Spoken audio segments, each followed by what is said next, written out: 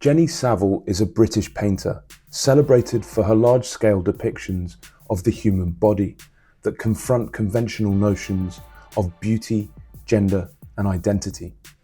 She studied at the Glasgow School of Art and rose to fame in the 1990s as part of the YBAs, gaining early support from collector Charles Saatchi. Her exhibition, Anatomy of a Painting, at the National Portrait Gallery is a visceral reckoning of her life's work. Walking through these vast rooms feels like stepping into a temple of flesh, where the sacred and the grotesque meet on the surfaces of skin, and where the human face becomes a battlefield for identity, time, and memory. This is not portraiture as we know it. Gone are the idealized gazes and polished surfaces. In their place, Saville gives us raw confrontations, faces bloated with history, disfigured by experience, swollen with grief, defiance, or transformation. Her subjects wear the scars of life openly, like evidence submitted to the viewer's gaze. These aren't paintings you admire from a polite distance.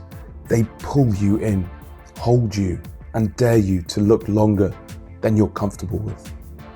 When I was looking at these paintings, they seemed like they were the only paintings that mattered in the whole world. At that moment, like all great art, you are captured by it.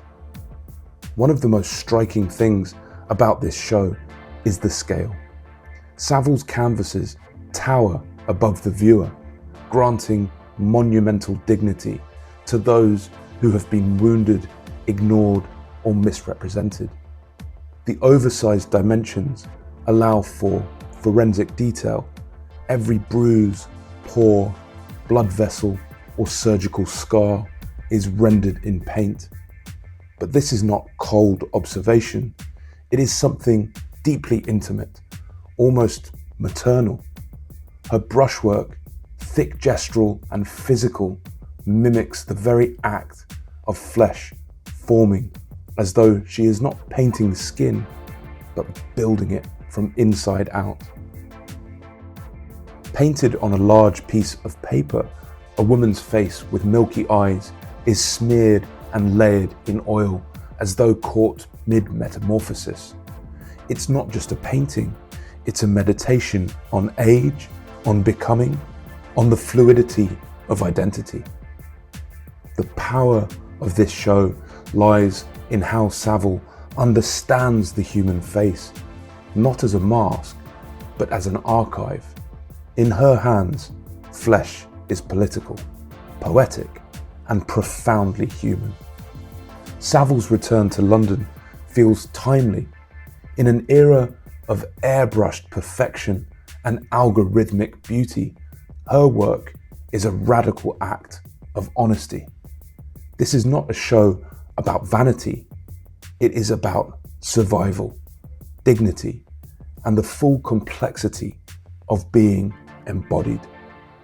If the National Portrait Gallery is traditionally a hall of fame, then Jenny Saville has kicked open its doors to those history has tried to ignore, and painted them with the reverence of a saint and the unflinching eye of the great artist that she is.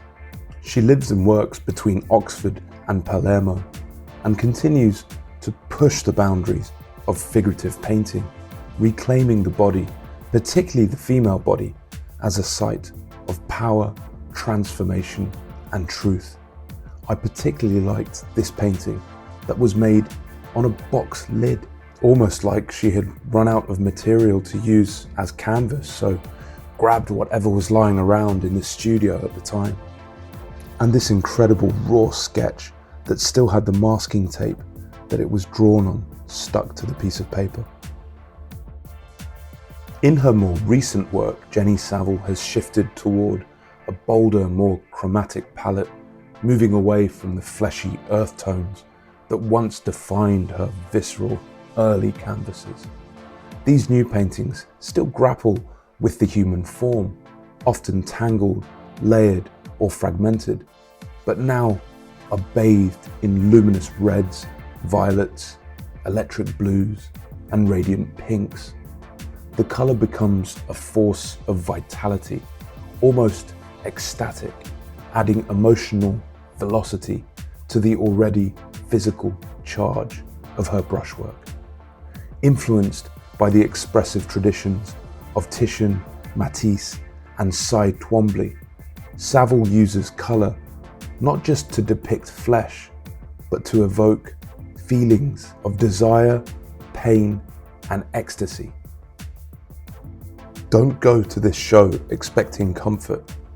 Go expecting revelation in paint.